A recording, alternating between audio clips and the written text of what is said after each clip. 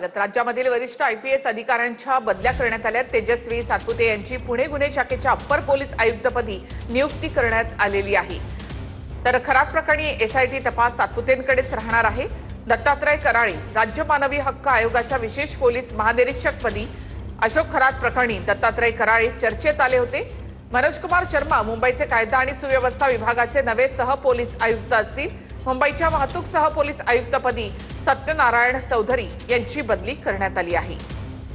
राज्यासह मुंबईतील वरिष्ठ आयपीएस अधिकाऱ्यांच्या बदल्या करण्यात आल्या आहेत।